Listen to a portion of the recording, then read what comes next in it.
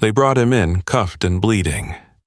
Not from torture, just from surviving the battlefield long enough to be captured. Elias. That was the name on the file. No rank, no faction. Just a man found too close to the wrong coordinates, at the wrong time, with the wrong silence in his eyes. They said he was hiding something. That was my job, to find out what. I'd done it before, hundreds of times. Open the connection, skim the memory field, extract intent, motive, deviation. I never thought twice, never lingered, never looked deeper than required. Until Elias.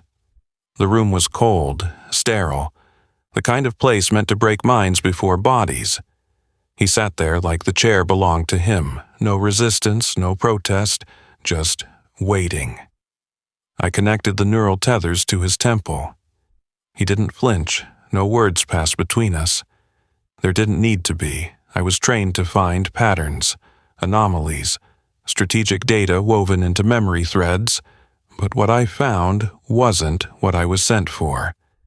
I saw a cabin, wooden, quiet, a woman humming softly while cooking, her hands moving slowly over ingredients like they meant something, and Elias, young, smiling, just watching her like it was the only moment he ever wanted to remember. The vision flickered, shifted. That same woman, pale now, lying in a hospital bed, breathing shallow, and Elias holding her hand. Silent. No screams, no bargaining, just presence, the kind that doesn't need words. I ended the connection early, filed the report. No strategic intel detected, repeat scan advised. That was the official line. What I didn't say? That when I disconnected for a moment, just a moment, I forgot why I was there, forgot what side I was on. And when I looked back at him, Elias didn't gloat, didn't smirk. He just looked tired, like he'd been carrying something for far too long, and maybe, just maybe, he was hoping someone else would carry it with him. I told myself it was routine. A second scan, protocol, standard procedure when no intel surfaced in the first round, but when I walked into that room again, it wasn't the procedure I was thinking about. It was the song. The one I'd heard during the last connection. Software human. Imperfect. A woman's voice, raspy from laughter, humming something off-key in a kitchen full of light. It shouldn't have stayed with me. Memory transfers don't linger. Not unless you let them. But there it was, playing quietly in the back of my mind like it belonged to me. And that terrified me more than I could admit. Elias didn't speak, just met my eyes, calm as before. He didn't fear me, didn't trust me either. But there was something else. A stillness, like he knew I'd come back. And not for orders, for answers I hadn't been sent to find. I connected the neural thread again. The hum returned, low and familiar. Only this time, it changed. I saw a different memory. Elias, alone in a dim-lit room, staring at a photo, his fingertips grazing the edge of the frame like it might vanish if he blinked. His mouth moved, no sound came, but I felt the words. I'm sorry I stayed away so long. Not a message. A regret, private, raw, meant for no one. And I was inside it. I felt the ache in his chest, the weight behind his eyes, the dull, sinking truth that he had no one left to say it to. I pulled out faster than I should have. The tethers sparked, my breath caught. Elias didn't flinch, but I did. My hand trembled. I logged another vague report, avoided specifics, cited unstable neural structures, which wasn't true. The structure was stable. I was the one unraveling. That night, I sat in my quarters, alone. The lights dimmed, and I caught myself humming that same song. Off-key, just like her. And I didn't stop, because somewhere in me, the memory had found a place to stay. Not as intel, but as something I didn't know how to name. The room was the same, same chair, same cables, same cold walls. But I wasn't the same. Neither was she. Ryan stepped in with the cam of routine. No words, no questions.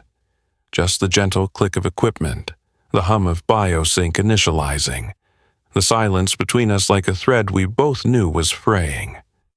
I sat still. Let her do her job. But this time, when the link engaged, I didn't think about resistance. I thought about her hands. Not how they moved, clinical, efficient, but how they lingered, not long, not enough for anyone else to notice. But I did. The connection opened like before, and again she saw things I didn't speak of.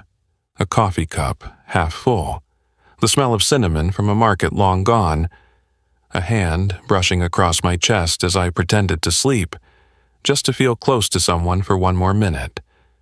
But this time, the memory didn't belong only to me. I felt her inside it, not extracting, just being there. I let the memory shift.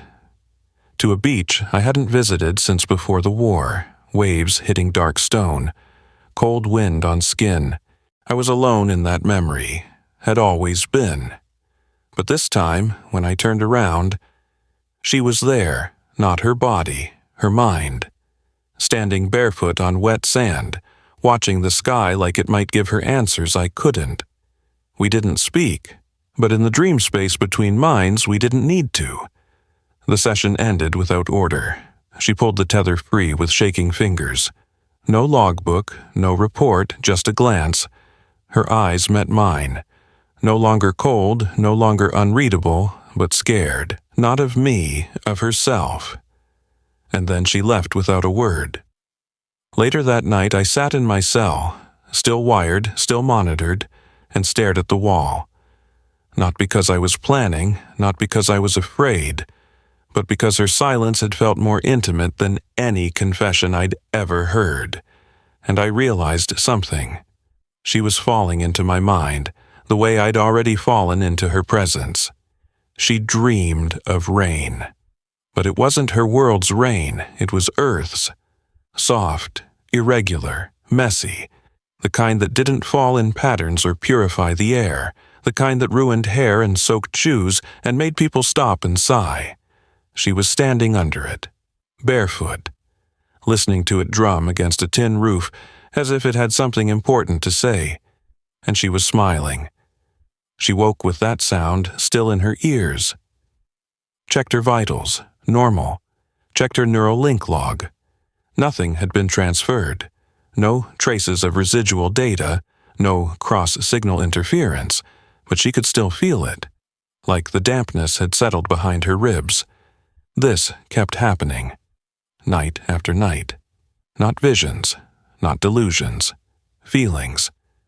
She'd walk into a corridor and swear she could smell brewed coffee. Bitter, slightly burnt. She'd hear footsteps in the mess hall and feel her chest tighten, like someone was supposed to meet her there but never came. And sometimes, just before sleep took her, she'd hear his voice, not loud, just one word, stay. She stopped filing full reports, told herself it was for clarity, to avoid contaminating the record. But really, she was protecting something, not Elias, herself, because every time she entered his mind, the walls between them thinned, and every time she left, she brought a little more of him with her. The worst part? She didn't want it to stop. The memories didn't frighten her. They comforted her, because in those fragmented human feelings, regret, love, grief, she found something her people had forgotten generations ago. Warmth. Useless. Illogical. Dangerous. But real. She stood in front of his cell once, didn't go in, just watched. And for a second, she swore he looked up without seeing her and smiled. Not because he knew she was there, but because some part of him never believed she had truly left. The message came coded. No voice, just text. Subject, 0427A has yielded no strategic data. Proceed with deletion protocol 9. Memory purge. Biological disposal authorized. Report upon completion. No ceremony, no deliberation. Just another box to check. But as she read the words, Ryan's hands didn't move. She stared at the screen until it dimmed from inactivity. That evening, she walked into the observation wing, looked through the glass. Elias was asleep, or pretending to be. He had a habit of lying perfectly still, hands folded on his chest, lips parted slightly, like a man halfway between prayer and surrender. He didn't know yet. Didn't know that somewhere above him, a chain of command had signed away his existence like it was waste. But maybe he'd always known. She entered the cell without authorization, no guards, just her, and a vial in her pocket. Colorless. Silent. But she didn't reach for it. Instead, she sat down across from him. The silence stretched between them like a wire pulled too tight. Then, softly, without using her voice, she reached out through the link. Not officially, not connected, just open. And he answered. No words, just memory. The warmth of a kitchen light, the pressure of a goodbye hug he never finished, the sound of a woman whispering, "I'll wait for you," even though they both knew she wouldn't get the chance. And then, something new. Her. Not as a presence intruding, but as something he had quietly allowed to stay. She whispered into the space between thoughts, "Elias, I don't want to forget you." There was a pause. Then his voice, steady in the dark. "Then don't." She stood, walked out, deleted the message, wiped the logs, filed a false termination report. Subject 0427A expired during memory extraction. Neural degradation, body recycled. No one questioned her. They never did. She was one of their best, efficient, reliable, loyal. But for the first time in her career, that wasn't true anymore, and somewhere, in a hidden sector of the station, a storage door slid open. A man stepped into the shadows, no longer a prisoner. Not free, not yet, but alive. Because someone had chosen memory over duty. There's a difference between sabotage and mercy. Ryan knew that. She'd spent a lifetime tracing the line between them, dissecting motives, measuring outcomes, never crossing either side. Until now.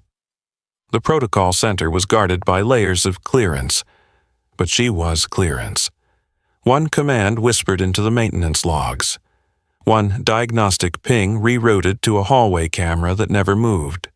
4.2 seconds.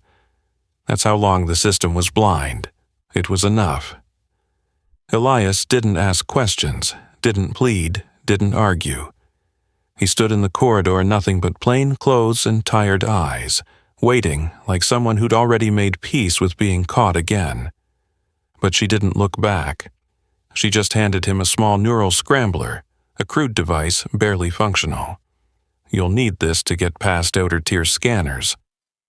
"You're risking everything," he said. She hesitated. "You're not a risk." "Then what am I?" She met his eyes. "A memory I don't want erased." They didn't say goodbye. No kiss, no touch, just silence. The kind that knew this wasn't the end of something. It was the start of something neither of them had language for. By morning, the system showed full function.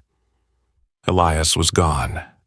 No logs, no traces, no energy spikes, dead to the network, alive in one mind.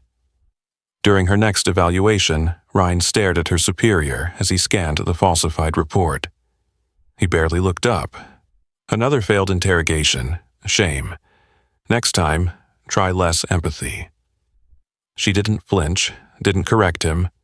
Because they didn't know, it wasn't empathy that freed him, it was love. Quiet, unspoken, inconvenient, but undeniable. And every night after, she sat alone in her quarters. No music, no words, only memory. Of a man who never begged to be seen, but let her see him anyway. Time moved on, so did she. New assignments, new colonies, new names on new folders. Rhine was transferred to a civilian sector on the edge of the spiral rim, someplace quiet, peaceful. Her report stayed perfect. Her record, untouched, but something inside her never reset. She stopped using neural links, said they gave her migraines.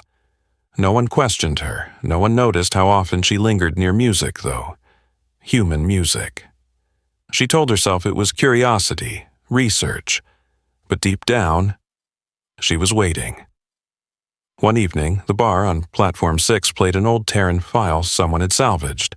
A song, software, warbled, imperfect. A woman's voice humming over piano chords, singing words about missing someone, waiting in silence, remembering too well. Rhine froze. Her drink spilled. She didn't notice. Because that was the song, the one from Elias's memory, the one his wife had sung in that too-small kitchen, while he held her in silence and tried to memorize the way her laughter curled at the corners. She didn't cry, not right away. She just sat there, eyes wide, like a ghost had walked through her chest and left the door open. And in that moment, years, systems, and orders away, Rhine felt something impossible. He was alive. Because memory doesn't echo from the dead. It only answers when someone is still out there, listening. She left the bar before the song ended, walked back alone through a corridor full of synthetic air and recycled lights, and for the first time in cycles, she whispered his name. Elias. No one heard her. But she didn't care, because somewhere he could hear it. And maybe he whispered hers too. She never found him. She searched, quietly, carefully, through unlisted transport logs, backwater stations, black market neural scramblers. But there was nothing. No traces, no signals. Just silence. But not the kind she was trained to create. This silence felt full, like a breath being held, like a memory still echoing in someone else's chest. Rhine didn't grieve, not in the way her kind understood. There was no ceremony, no formal release of neural attachment, no purging of emotional excess. She kept it, all of it. The song, the smell of Terran rain, the feel of Elias's thoughts brushing gently against hers like wind through open fingers. Years passed. She retired early, voluntarily, unusual but not suspicious. She said she was tired. No one argued. They didn't know she'd spent her career not erasing minds, but trying to remember just one. She took a post in a small outpost clinic, a civilian side. No politics, no war. She taught basic neurosignal reading to volunteers. She didn't talk much, didn't need to, because people could feel it. There was a warmth in her silence. A gentleness she didn't explain. Something human. One day, a young cadet asked her, offhand, during a lunch break, "Do you believe in emotional memory, ma'am?" She looked out the window for a long time. Then softly, "I believe in remembering things that didn't belong to you, but changed you anyway." He didn't understand, not really, but he never forgot the way she said it. She wrote one last message, not a report, just a letter. She didn't send it. She buried it in a memory archive no one would ever check. If you're still out there, Elias, know this. I didn't save you out of guilt. I saved you because somewhere along the way, I stopped seeing you as a subject and started seeing you as the only thing I never understood, but never wanted to forget. And when the lights dimmed in her quarters that night and she finally let herself sleep, she dreamed of a man walking along a beach, humming a broken song. He didn't see her, but she walked beside him anyway. And for once, in that borrowed memory, she felt whole. If this story stayed with you, say his name in the comments, or hers. Some feelings don't need reunions, just someone who chooses to remember.